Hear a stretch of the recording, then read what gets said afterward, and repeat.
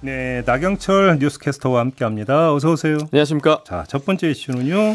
네, 아마 많은 분들이 인터넷에서 공무원들의 급수별 월급이 얼마나 되나 이런 거 찾아보신 분들 많으실 것 같은데요. 최근에 뉴스도 여러 번 됐잖아요. 네, 그리고 인터넷에 많이 올라와 있습니다.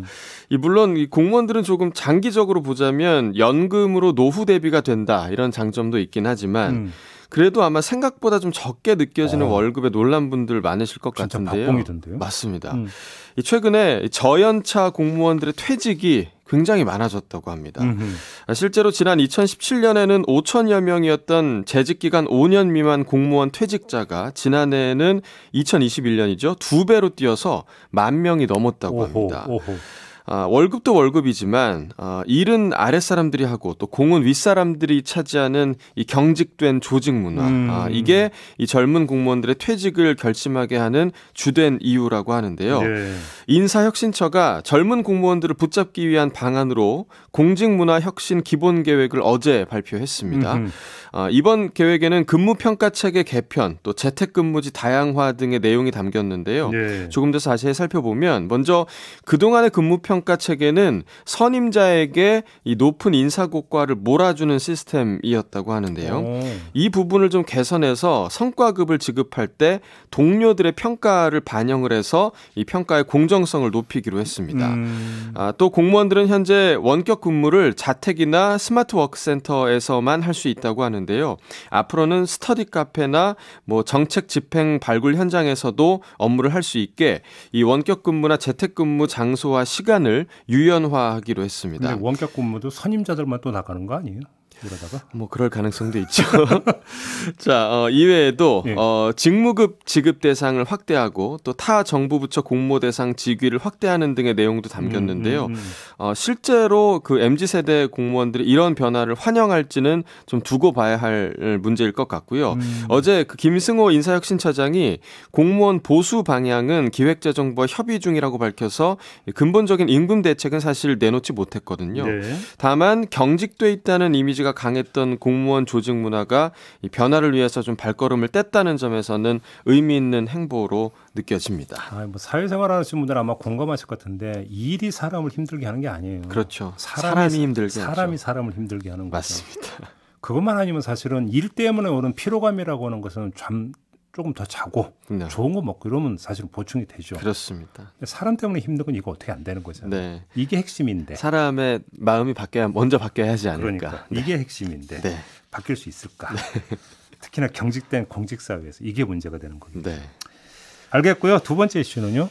자, 이번 소식도요. 제도 개선에 대한 내용입니다. 행정안전부가요. 민방위 제도를 개선하기로 했습니다. 그동안 연 4회 실시했던 전국 단위 민방위 훈련 횟수가 연 2회로 줄고요. 훈련 내용도 조금 바뀝니다. 네.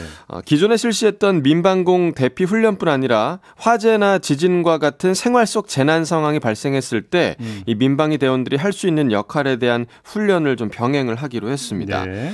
교육 방식도요. 온라인으로 전환을 해서 그동안 진행됐던 집합교육으로 인한 부담을 줄이기로 했고요. 민방위 편성이나 교육과 관련해서는 그동안의 이 교육통지서 본인이나 가족이 직접 우편으로 받아야 하는 불편이 있었거든요. 그런데 앞으로는 이 전자고지 방식을 더 늘리기로 했습니다. 자, 또 최근에 그 이상민 행안부 장관이 혼자만 다른 색 민방위복 입은 장면 보도 통해서 아마 봤어요. 보셨을 겁니다. 지금 아마 유튜브로 보고 계시는 분들은 사진 함께 보시고 계실 텐데요. 이게 민방위복 시제품입니다. 이 노란색 민방위복을 입은 공무원들 가운데서 이상민 장관만 남색 시제품 입고 나왔었는데요.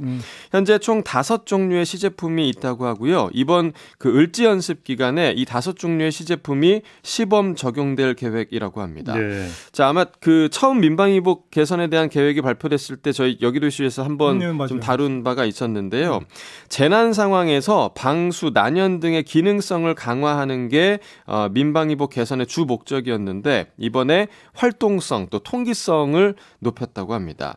그런데 이 민방위복에 대해서 민방위복이 너무 어두운 거 아니냐 이런 지적도 있는데요. 정부에서는 밝은 계열의 색깔은 재난 상황에 장점이 있지만 전시에는 눈에 띄지 않는 어두운 색깔이 안전한 측면이 있다라고 반박을 했습니다. 아니, 그런데 전시회는 전투복이 보여야 되는 거 아니에요? 그렇죠. 웬만하면 이 재난 상황에서 민방위복을 많이 입곤 하는데 전시를 가정한 색깔이라는 게 조금 이해가 안 되는 부분도 근데 있고요. 저는 그저 떠나서 굳이 왜 바꿔요?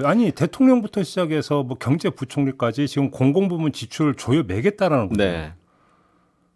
근데 굳이 저렇게 급한 문제예요? 그러니까요. 저희도 그때 이제 이야기를 나눈 바가 있는데 사실상 이 민방위복을 입을 때 회의하는 장면들이 굉장히 많잖아요. 그러니까. 회의할 때 이거를 굳이 개선을 해야 되나. 저기에 쓸 돈 아껴가지고 차라리 공무원들 임금 인상해주면 더 낫잖아요. 사기 진작되고 더 좋은 거 아닌가요? 앞에 그것과 연결이 되네요. 그러니까. 네. 왜 저럴까 싶은 생각이 좀 들더라고요. 네. 그 부분에 대한 의문은 좀 여전히 좀 남아있는 상황입니다. 뭐 패션 때문은 아닐 거고. 네, 그렇습니다. 자, 마지막 이슈 넘어가죠. 자, 전례를 찾기 힘든 수치 하나가 좀 발표가 됐습니다. 어제 대법원 법원행정처가 발표한 바에 따르면 지난달 서울회생법원에 접수된 개인회생 신청 건수 1,544건이었고요. 네. 이 중에서 20대가 신청한 비율이 322건, 무려 21%에 달했다고 합니다. 자, 여기에 30대 신청 건수까지 합치면 2030 세대 비율이 절반이 넘는 54%를 차지하게 됩니다. 오호. 그야말로 이 청년 도산 문제가 우리 사회의 심각한 사회 문제로 떠오르고 있는 셈인데요. 자, 그렇다면 왜 이렇게도 많은 청년들이 개인회생 신청을 하고 있느냐? 가장 큰 이유로는 주식과 코인이 꼽히고 있습니다. 네. 빚을 내서 주식이나 코인에 손을 댔던 이른바 영끌족들이 많았잖아요. 그런데 주식과 암호화폐 가격이 급락하면서 대거 손실을 입은 청년들이 이 최근에 바뀐 변제금 산정 방식 소식을 듣고 대거 개인회생 신청을 한 것으로 보입니다. 네. 최근에 법원이 2030 줄도산 위험에 대비하는 차원에서 지난달부터였죠. 개인회생 절차에서 주식과 암호화폐 투자 손실금을 변제금 산정 때 제외하기로 방침을 정했었거든요. 그래서 이제 투자에 실패한 청년들의 입장에서는 이 손실금이 변제금에서 제외되니까 개인회생 신청을 하지 않을 이유가 없는 거죠. 네. 주식이나 코인도 문제고요. 이 제2금융권이나 신용카드 대출로 빚을 돌려막다가 그 빚을 떠안는 경우도 굉장히 많다고 하거든요. 물론 뭐 책임의 범위를 넘어서는 투자나 소비도 분명 문제가 있겠죠. 그런 경우도 굉장히 많을 겁니다.